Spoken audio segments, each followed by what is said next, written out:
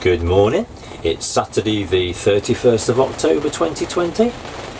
The Canal and River Trust, who look after much of the inland waterways, produce a lot of very useful literature to help people to experience and enjoy themselves. As we're now entering the colder, darker months of the year and it gets more difficult to move the boat, I thought I would begin exploring more of the places of interest around me on the Ashby Canal. And so what better place to start than right here at my home mooring. Without having to move the swamp duck, I'm going to use this Canal and River Trust map to take me to the Battle of Bosworth Visitor Centre above Ambion Wood. And then I'm going to go towards Dadlington and then walk to what is considered to be the site of the actual battle and the place where Richard III was killed. So as soon as this torrential rain eases, I can make a start. So come and join me.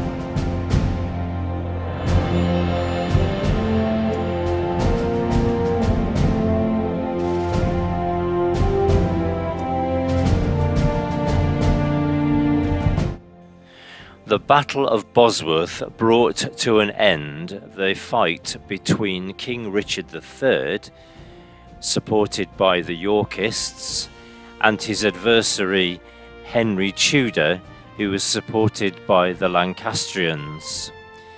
Henry became King Henry VII and declared himself king retrospectively on the 21st of August 1485, so that all those who had fought against him could be tried for treason against the crown. And so it has eased slightly. It's not raining anywhere near to what it was, so I can make a start on this walk.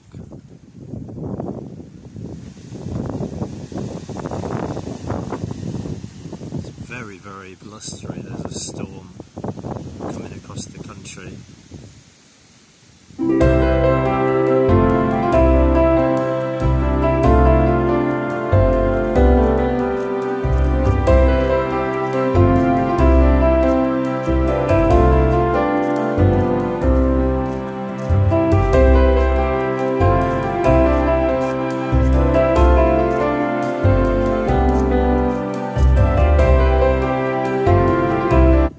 This is Sutton Cheney Wharf and the cafe, and around the back of it there are boat facilities. There's quite a good winding hole here.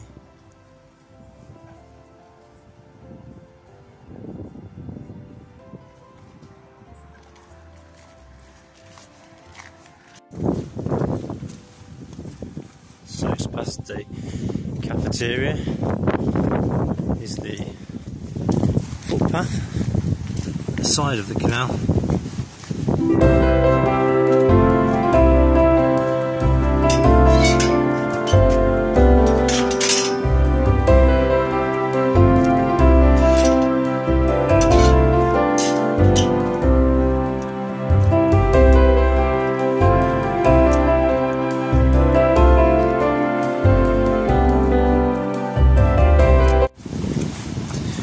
The reason that the Battle of Bosworth Visitor Centre is at Ambion Wood is that originally it was thought that that was the site of the battle. However, with lots of archaeological discoveries and renewed interest in Richard III, after he was found to be lying buried in a car park next to the cathedral in Leicester, there's been a lot of work carried out and a lot of archaeological digs have found artifacts that relate to Richard III and to the battle lying in a field nearer to Dadlington than to Ambion Wood. And also some of the very few descriptions of the battle seem to fit that area a lot better, because it talks about there being a marshy ground, whereas Ambion Wood is at the top of a hill. So it is thought that Ambion Wood was the site of Richard III's encampment before the battle, which makes sense because it would make a very good lookout for an enemy army that was marching from the west. It's quite flat around here, apart from the odd hill like Ambion Wood, which is at the side of a hill. So that kind of makes a lot of sense. The other reason is that the field where the battle took place lies at the side of a Roman road. And if there's anything I know from my own personal historical search of my relatives, I realised that they moved through this country because of the road, the A6. Obviously, going back 500 years, there were very few roads. So again, it makes sense that armies with 5,000 men would need to be able to use what was the existing roads and tracks.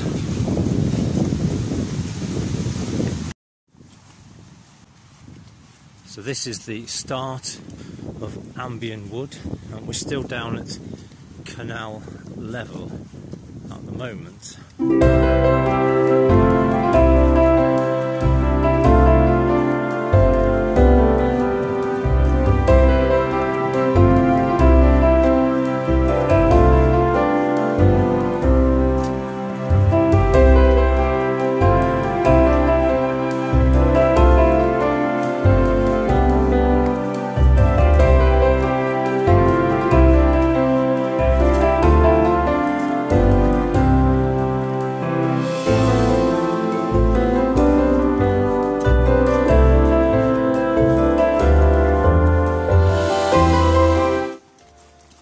So it's just a gentle climb now up to the visitors centre. Of course, today is Halloween and I'm on my own in the middle of a wood, surrounded by the history of the Plantagenets. So I'm hoping that there aren't any about to jump out in front of me.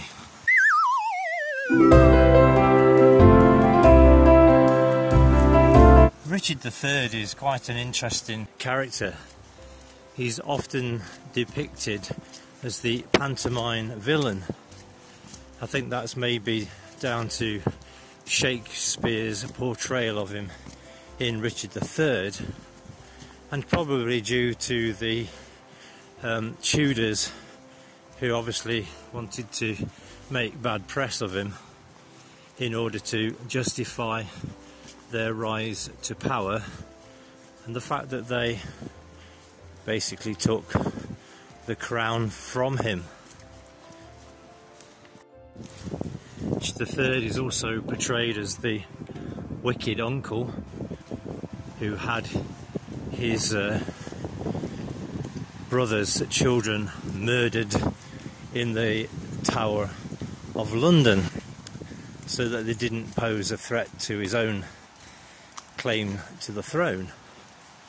But of course all of that is up for dispute, and there were lots of different theories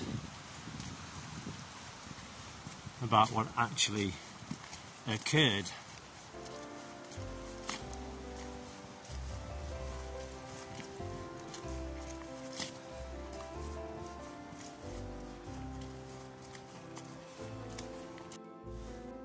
The 22nd of August 1485 heralded the start of the Tudor dynasty.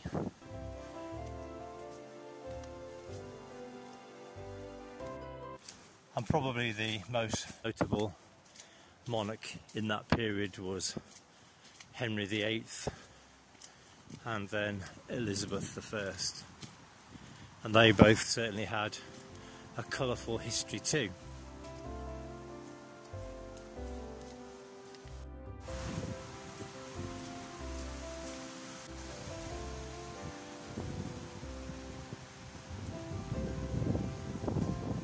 So I've come quite a way from the canal now and I can't really see it at all.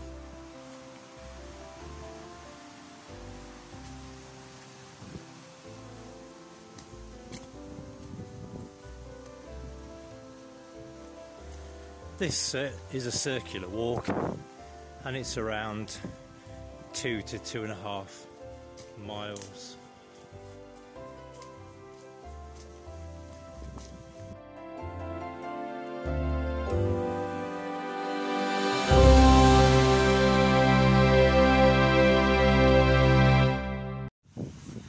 So we've come out of Ambion Wood and we're heading towards the visitor centre.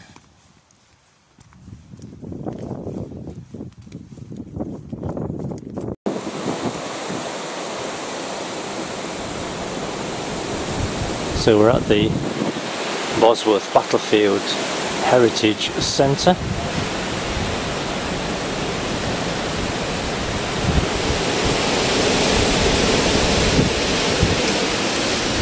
And you can see on the map where I started at Sutton Cheney Wharf. I've walked up through the wood to the visitor centre.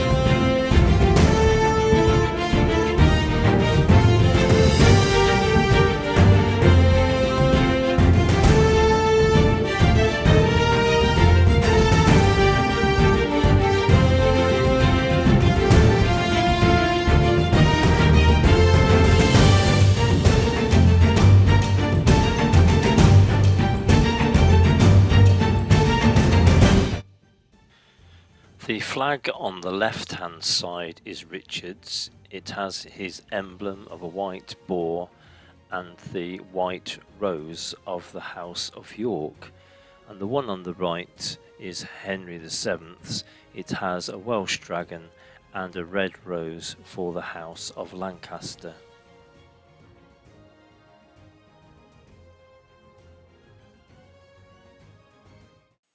It's such a shame that the weather today is so awful, especially for filming. I wonder what it was like on the 22nd of August 1485. I did look up to see what day it was, and it depends which calendar you go by. If you go by the old Julian calendar, then it was a Monday. And then if you go by the subsequent Gregorian calendar than it is a Saturday.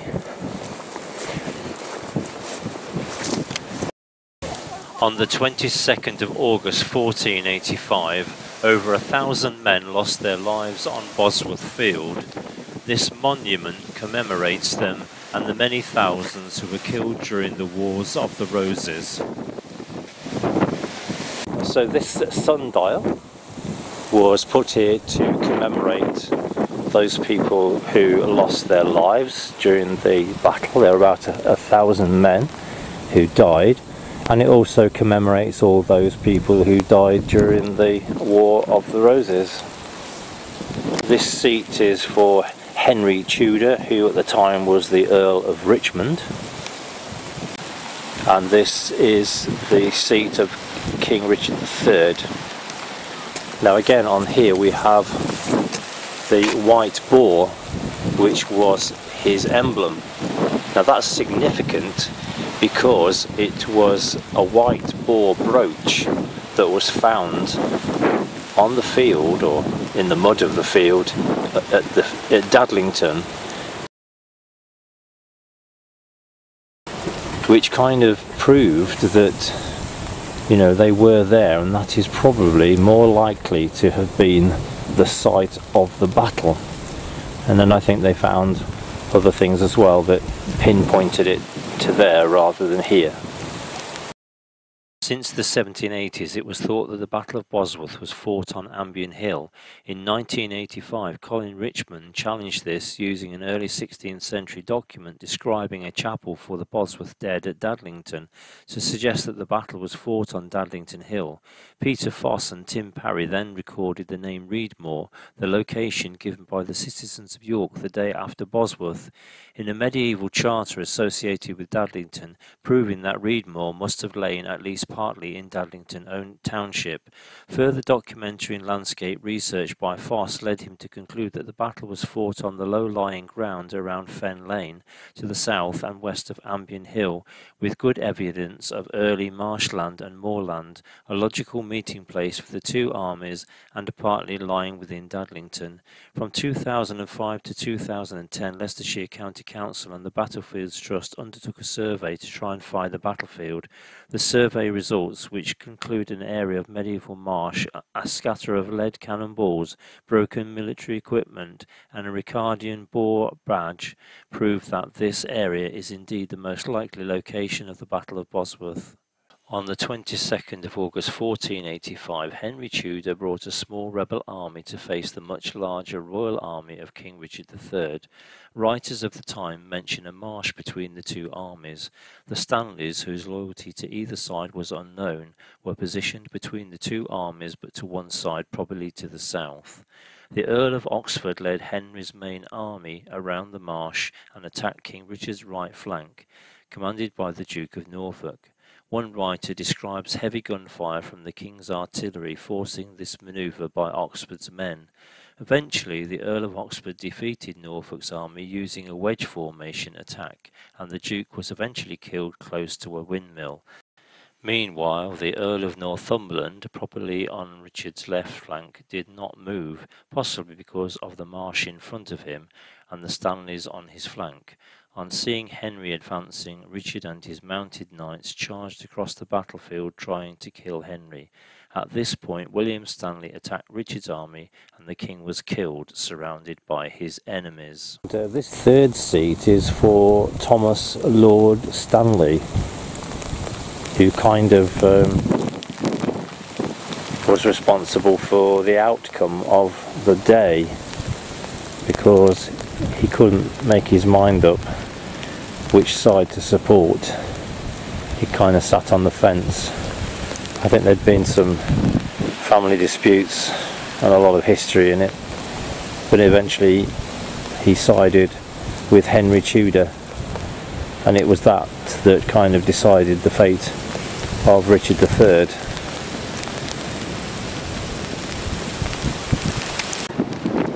This is on the west side of the visitors centre area, and it's looking back down towards the canal.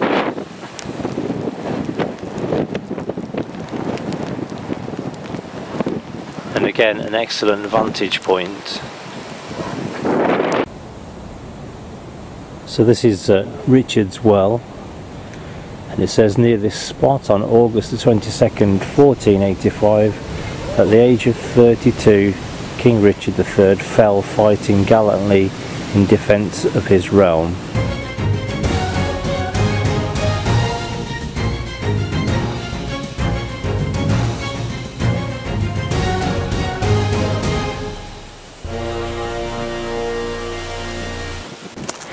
So if we continue towards the sundial, then just to the right of it, we carry on the path which takes us down to the canal again.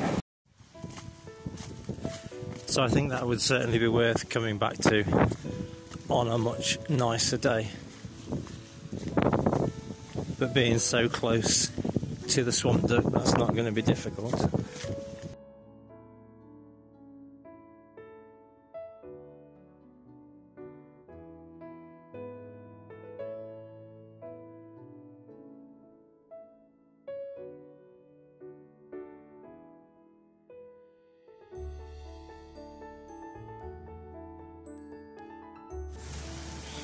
Of course it would be difficult to take sides this far on from the history of the War of the Roses, but I must say, if you come to my front door, you will find that the emblem on the door is that of the White Rose of Richard III.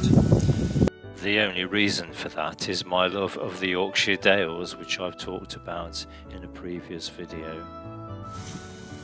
I had hoped that once I'd done this part of the video that I would be able to return to the swamp duck and maybe move it down the canal towards Dadlington. There's some excellent mooring spots there. But this is one of those named storms that we have from time to time, so I don't think it would be advisable to move the boat today. On this walk there are various photographs of the main participants in the battle, and this is Lord Stanley's. Maybe it should have been on that fence.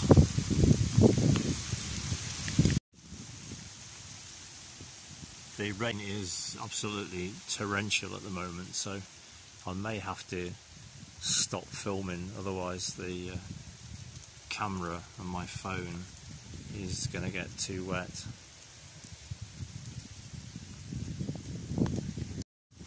Even the sheep are sheltering under a nice tree. And this is the station of the battlefield line.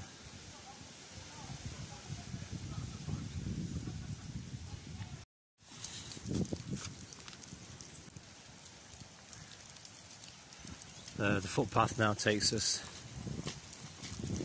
the side of that and under some cover again, so it's not too bad.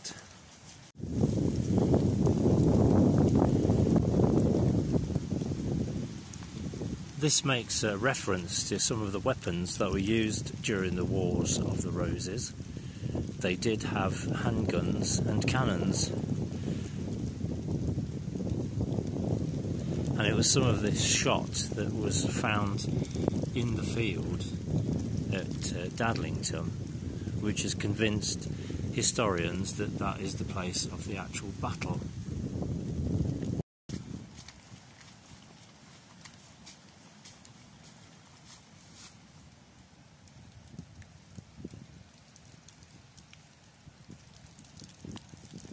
Here's some of the more standard equipment that they would have had. Scientists working on the skull of Richard III deduced that he was killed with a very severe blow to the head, so severe that it had penetrated the skull.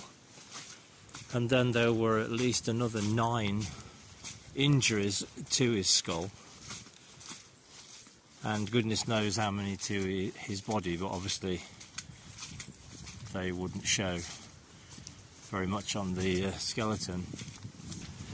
This is just such a nice walk today, and because it is throwing it down with rain on and off, there are very, very few people about, so I suppose that is the advantage of staying away from people at this moment in time. I think this is another example of the type of weaponry that they must have used at the time. They obviously had some orange council netting, very useful. So we're just coming up to the canal again, the bridge over the canal. So then we need to go towards the left to take us back to Sutton Cheney Wharf. I've been under this bridge many times in the last few months, but never over it. So that is the Ashby Canal. So here we are at bridge 34A.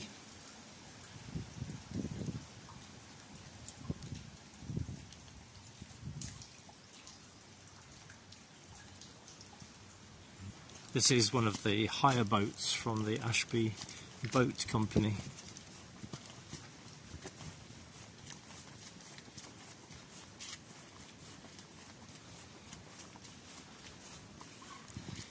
Even with the canal here and modern drainage on these fields, you can certainly see that this area below Ambion Wood is very, very wet. And I would think 500 years ago it would definitely be quite marshy, and that kind of fits in very well with the descriptions of the area that the battle took place.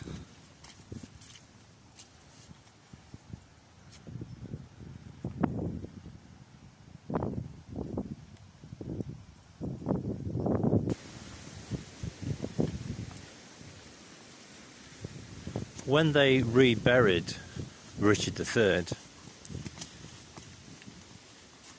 the cortege started from the farm close to the field where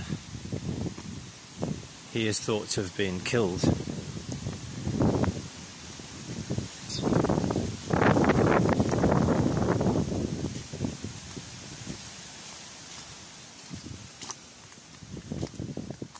It took an awful long time to establish that the skeleton that they found in the car park was indeed that of Richard III. There were several clues. One was that the spine of the skeleton had a noticeable curvature,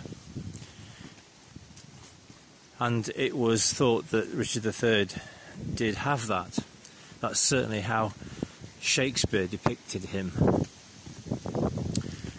They also did a reconstruction from the skull with the modern technology of facial tissue, and certainly the result was a very close resemblance to some of the pictures that you see of him, albeit that they were tampered with by the Tudors to make him look more grotesque than he probably was.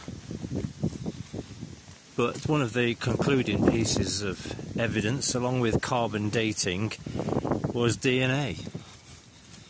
There were two surviving relatives of Richard III who were still alive, a man and a woman, and they matched DNA from the skeleton with them, and it was a match. So it was DNA really that was the final piece of the jigsaw. How Richard III ended up at the car park is the fact that it is recorded that after the battle, after he died, his body was stripped naked, so therefore people would be able to see that he had a curvature of the spine, and he was draped over the back of a horse and taken to Leicester, where he would have been put on display just to prove that he was in fact dead. And then his body disappeared. And there were various theories. One, that his body had been thrown into the river, and the other one that it had been taken by a group of friars, Grey Friars, who had an abbey on the site of the car park.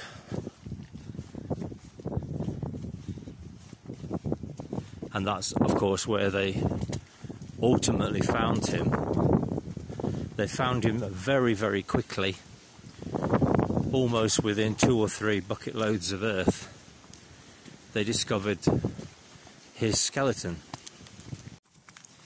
These were visitor moorings at Sutton Cheney Wharf, but unfortunately now they've become rather unsafe, and so they can no longer be used, which is a great shame because it would bring more trade to the cafeteria here, and it is difficult sometimes to find a mooring spot.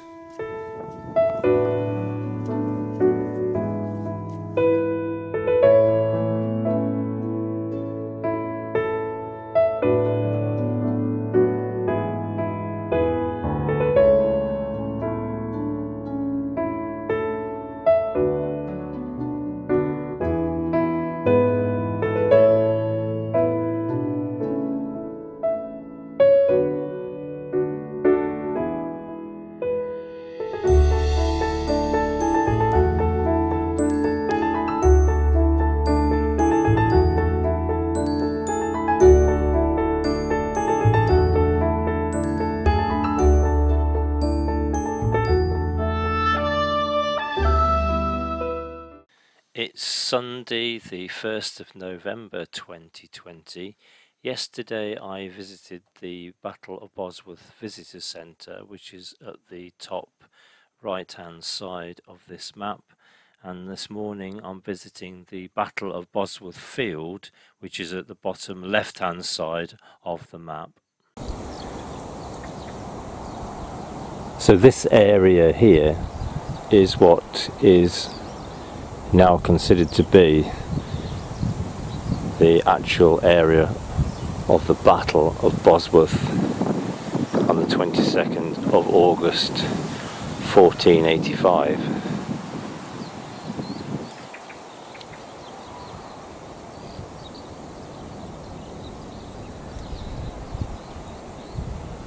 At the time it was described as a marshy area. There's obviously been quite a lot of land drainage since those times, but I would think it can still be quite wet. And that farm in the distance is the farm where the cortege left from, taking the skeleton of Richard III to be buried in Leicester Cathedral.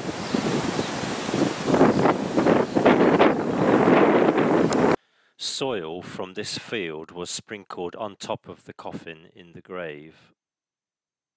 In the distance there, just poking above the hedge, you can see the steeple of Dadlington Church, where many of the men who died in the battle were buried.